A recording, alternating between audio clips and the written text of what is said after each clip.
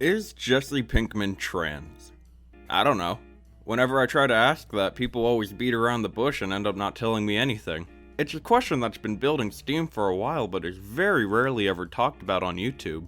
Don't get me wrong, I know we all got better things to watch, but I can't help but take a second out of my life and wonder why. To everyone I ask this to, they always just answer with yes or no, as if that answers anything at all of what I just asked. Based off of what I could find, I was able to narrow it down to one of the three. He's either A, a trans-dimensional teleporter, B, a transgender, or C, a transformer. All of them have trans in the name, but no one can tell me which one he is. You think that since it's such a big deal online, more people would have a better answer, right? But no one's got anything. Or they do, but it collides with other people's evidence. So for today, I'm gonna pick apart the reason why or why not he could be one of the three. Or it could be all three of them. Or none of them. I don't know, who knows? Let's find out. My name is Jesse Pinkman, and I am a trans-dimensional teleporter. I'm really feeling this one. Of all three of the theories, this one by far has the most backing. Allow me to explain. Do you know what the T stands for in LGBT? It stands for Trans-Dimensional Teleporter. It's a superpower gained by those who are in the LGBTQ. The most popular example in context would be Gustavo Fring. You see, because Gustavo Fring is openly gay, he has opened up the ability to transport himself to other dimensions where he can rule with an iron fist. The best known example would be his alter ego Moff Gideon in The Mandalorian. There you can see that he is fully alive and terrorizing others through Imperial rule. So the theory that people believe is that if Gustavo Fring is able to do it, then the next most likely character would be Jesse Pinkman. And I know it sounds convincing, but that's where a lot of people actually give up on the theory. Because as of right now, there is still currently no on-screen appearance of Jesse Pinkman in The Mandalorian. There is a handful of good counter-arguments to this, but I get what people are saying. The Mandalorian TV show has been on far decline for a while now, and I think it's solely because they haven't added more Breaking Bad characters into it. I think it was best summarized with what Dave Filoni had to say in the 2023 Star Wars convention. That's a good question. I really love Breaking Bad. So when Vince came up to me and asked to combine both our shows, I jizzed in my pants for the rest of the day. So yeah, adding Gustavo to The Mandalorian was a breath of fresh air, and I wish Disney could let me put in more.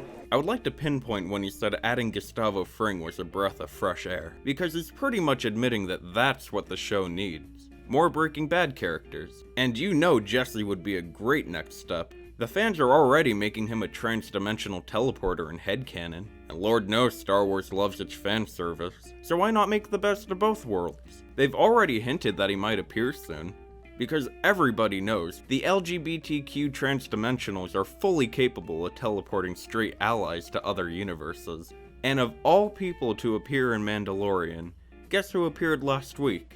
Yo man, I'm Skinny Pete! Skinny Pete.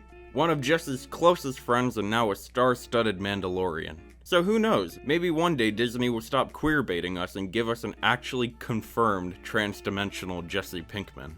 My name is Jesse Pinkman, and I'm a transgender. This one is very interesting to me, because although it has some sense to it, I just don't think it's as logical as the first one. I'm not transphobic or anything, I just really love Star Wars. But if I were to look at it in a different point of view, then I guess I could say it. Hormone pills aren't too hard to come by, and the story people have of him going from woman to man doesn't sound too unlikely. But if I had to speak from a more conservative point of view, this all sort of looks like a Babadook moment to me. If you don't know what I'm talking about, I'll tell you real quick. The Babadook from the movie The Babadook is a strong figure in the LGBTQ community. It started out as a joke online, but through enough eyes and convincing theories, the Babadook now stands as one of the many proud faces of the LGBT as a whole. And with what I'm able to find on Twitter, it sounds like a very similar story. You get some random ass character from the least gay show on the planet, give him a Babadook moment, and boom, call it a day. But is it really that simple? To a lot of people, yeah, that's why they say it. But if that's the case, then they've clearly never watched the Babadook before.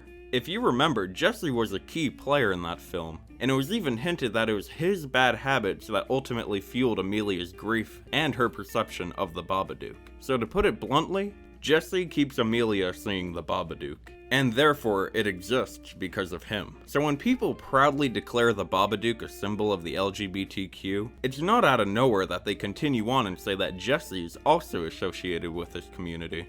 And having that said, I hope you understand why it's so hard to find Jesse's trans background. There's enough evidence for both to say that Jesse is at least one of the two, but there still is a third contender on who Jesse could be as a trans person.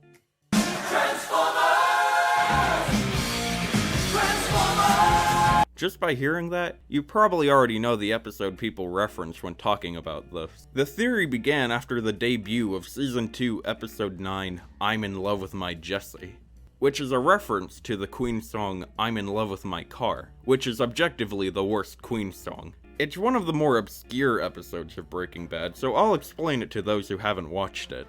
Before I do though, just a little recap of what happened before this episode aired. Walter and Jesse officially teamed up with Saul Goodman, who promised that his connections would ultimately get them rich through the drug trade. He never said it, but he of course was talking about Gustavo Fring. At the same time, Jesse was kicked out of his house and forced to move into a new one, where he fell in love with his landlord Jane. So with all that setup made, I'm in Love with My Jesse allowed for nothing but payoff. The episode starts with Jane and Jesse drawing art together, where Jane mentions that she loves drawing cars because she always pictured herself driving a fancy one day. So in an attempt to impress her, Jesse makes contact with Saul and asks him if he could get his connections to put him inside a nice fancy sports car for a little while. Saul Goodman agrees and tells Jesse that he'll have what he wished for by the morning, but to his dismay, he wakes up and finds that he was literally put inside a sports car for a little while. So until the spell ends, he would need to stay away from Jane until it wore off. I won't tell you how the episode ends because I really hate spoilers, but let me tell you, it makes Jane's death by overdose so much more impactful. The point of bringing this up is that Jesse is indeed a car in this episode, which to a lot of people is enough evidence to clearly identify him as a transformer. But just like with the other theories, there's a lot of reasons on why this might not be the case. Reason 1. Transformers are robots in disguise.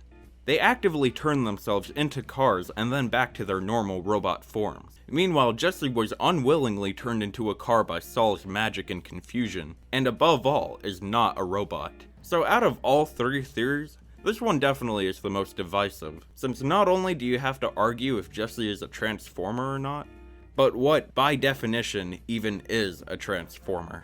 However, being a liberal myself, I would say that out of the entirety of the Breaking Bad cast, Jesse is most likely the one to be a transformer. And yes, I do believe the fact that he was once turned into a car can support that.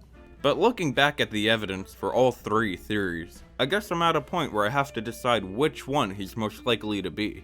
And I should state that everyone has a right to their own opinion. If your answer, whether it's different to mine or not, could just as likely be the right one. But if I had to choose, Jesse would most likely be a transformer. Don't get me wrong, I would love for him to be a trans-dimensional teleporter, but hear me out. Despite the evidence shown in other theories, we've never actually seen him be either one of them firsthand. We never got to see Jesse teleport, we just saw Skinny Pete waiting for him in another dimension. We never saw Jesse's hormone pills, we only got to see him talk to the Babadook. But we did get to see Jesse turn into a car, firsthand on his own show. So if he were to be any sort of trans person, I believe Jesse is most likely a transformer. I think I have enough evidence to make this a fact, but if you disagree with me, please tell me why. I dare you to question my facts and evidence. But besides that, I'ma head out now. Bye bye.